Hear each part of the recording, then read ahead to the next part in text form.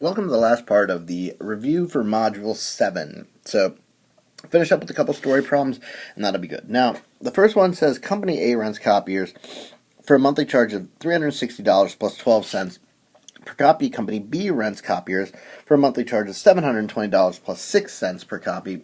What is the number of copies above which Company A charges more than Company B? So we really want to find where Company A's charges are above Company B's charges. So that's kind of like on some verbal level, that's what we're thinking about. Now, this is one of those problems where there's a fixed charge.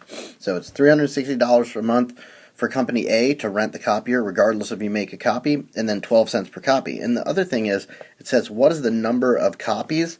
So that's the variable. That's how we're going to define our variable. X equals number of copies. Okay, so Company A, it's $360 plus, now this is in dollars, 360, and 12 is in cents. So we need to keep consistent with our units. Since 360 is in dollars, 12 cents in dollars would be 0.12x. So the 360 is the fixed amount that A charges. The 12 cents per copy is the variable amount A charges. And we're trying to find when this is greater than the amount that B charges. Well, B has a $720, that's a 2 right there, charge plus 6 cents, so plus 0.06x. So that's what we have right there. So now we have to solve this for x. So I'm going to go ahead and move my x to the left, so subtract 0.06x minus 0.06x. Also, if I'm getting my x to the left, I'm going to get the numbers to the right, so subtract 360. Subtract 360, okay, and then I'll write this result over here. Now, 360 minus 360 is 0, 0.12x minus 0.06x is 0.06x, and we're trying to find where that is greater than. 720 minus 360 is 360, and then these 0.6x's cancel. Last thing we want to do, divide by 0.06, divide by 0.06, and we get x is greater than 6,000. So what that means is, if you're doing more than 6,000 copies, B is the better choice. If you're doing less than 6,000 copies, A is the better choice. So when you're making more than 6,000 copies, A's charges are the higher of the two. And I don't have room to write that out, but that's what's going on there. Now, the next one says, a bag of marbles has twice as many blue marbles as it has green. And the bag has at least 60 marbles in it. At least how many green marbles does it have? So first thing I'm going to say is this. How many marbles in the bag? Well, there's at least 60. So I'm going to say M for marbles is at least 60. So at least is going to be greater than or equal to. Okay? Now the marbles are composed of blue and green. So one might even say B plus G is greater than or equal to 60, where B is the number of blue and G is the number of green. Okay? So that's that. Now we go back to this first piece of information. A bag of marbles has twice as many blue as it does green. So, if there's 20 blue marbles, there could be 10 green. So this is blue, this is green, because there's twice as many blue as green. So we'd have to multiply the green by 2 to get to the blue.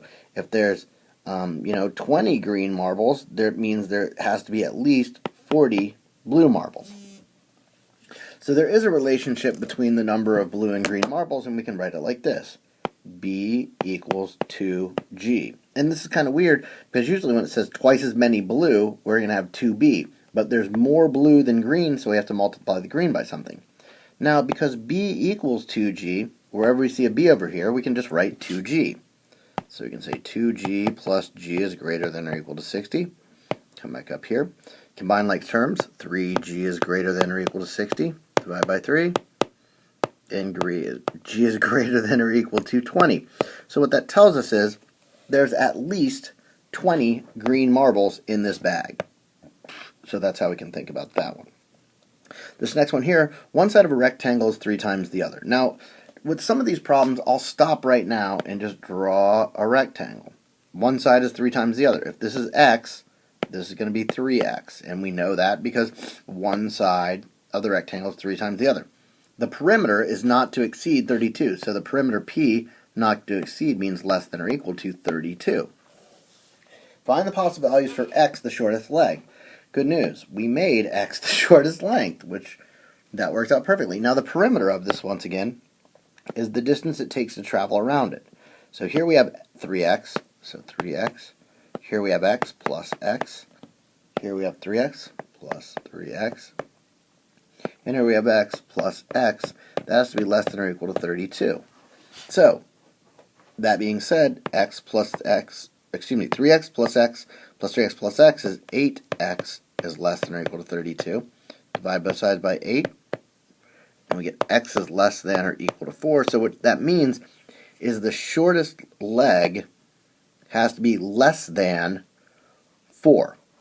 And there's not a unit on here with this. So now here's you'll notice that if you look at the answer key, it says that it's greater than 0.2. All this part is doing is saying that, well, the side length can't be negative and it can't be 0. Because if the side length 0 right here, we have a line and not an actual rectangle. Okay.